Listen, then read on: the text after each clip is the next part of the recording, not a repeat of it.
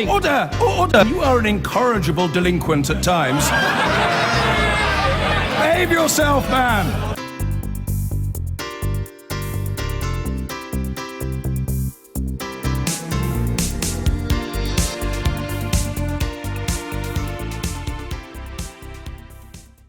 The Kremlin has rejected allegations by Montenegro that Russia was involved in a plot to assassinate its prime minister.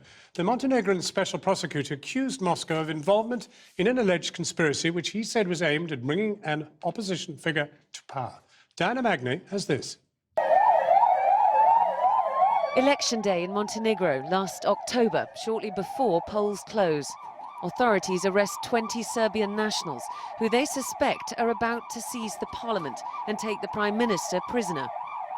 A month later, Montenegro's special prosecutor announces the plot is more sinister still, that Russian nationalists were behind it and they were out to kill Prime Minister Milo Djukanovic. And now, allegations the Russian state was calling the shots.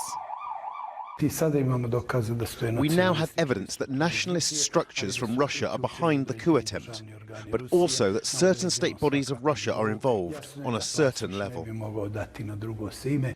Interpol has put out an alert for these two men, Eduard Shirokov and Vladimir Popov, both Russian citizens and suspected of having recruited a gang of Serb nationalists to carry out the coup, which they would coordinate from neighbouring Serbia.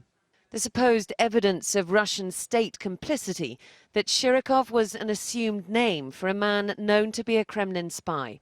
That person is not Shirokov, but Shishmakov. In 2014, he was the deputy Russian military attaché in Poland, but was expelled for espionage and went back to Russia. So the passport was given to him by certain Russian state bodies under another name. Russia says it's not true.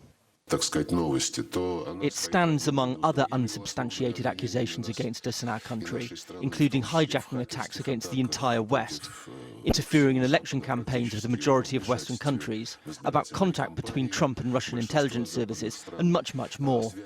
But there are strange details. One of the suspects appearing in a photo with Sergei Lavrov on a recent trip he made to Serbia.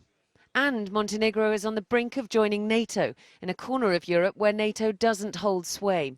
The old story of Russian objections to NATO's advance playing out in the Balkans as it did in Ukraine. Here, the plotters failed, but Montenegro's claims of Russian involvement set an ominous tone for election campaigns elsewhere. A Japanese broadcaster has released what appears to be CCTV footage of the deadly poison attack on the half-brother of the North Korean leader, Kim Jong-un, in Malaysia. Kim Jong-nam, who lived most of his life outside his home country, died a week ago after complaining that a woman had sprayed a chemical on his face. And just to warn you, this report by Kieran Jenkins does contain footage that some of you may find upsetting.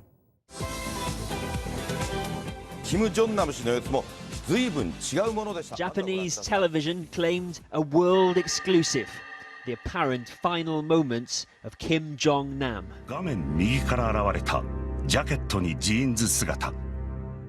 Look closely at the man in jacket and jeans ambling into Kuala Lumpur International Airport last Monday. What you're about to see happens quickly and clinically. Kim Jong-nam approaches check-in for his flight to Macau. In the next shot, he's marked with a red arrow. Pink and yellow are the two attackers. He's pounced from behind. It's bewilderingly sudden. 2.3 lethal seconds. Was this the woman who poisoned him? The Vietnamese passport holder arrested last week, along with this Indonesian citizen. And were they working with these men? North Koreans, Malaysian police say, have fled the country. North Korea's response? Deny and distract. Its Malaysian ambassador said the allegations were false and implied a conspiracy. And at the moment, we cannot trust the investigation by the Malaysian police. Malaysia's Prime Minister shot back. We expect them to understand that we apply the rule of law in Malaysia. Diplomacy is being strained. so is the truth. This picture claims to show Kim Jong-nam after the attack. After he's seen calmly requesting help, gesturing at his face, and being led to the airport's medical center.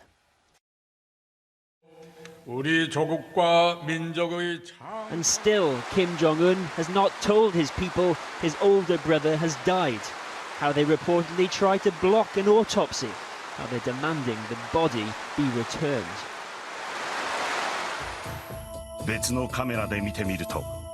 There is much yet to unravel, even as South Korea asserts this was one brother purging the other.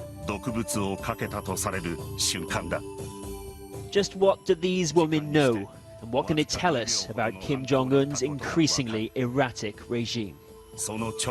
Kieran Jenkins reporting.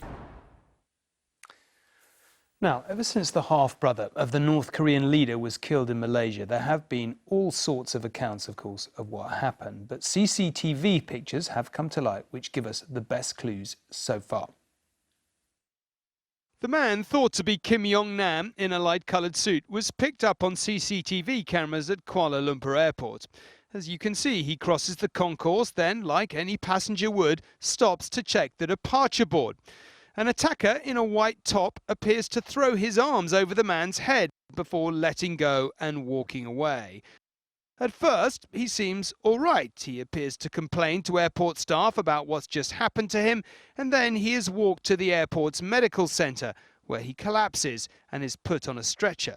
A few minutes later, he's dead. Pretty chilling story in some. I've been getting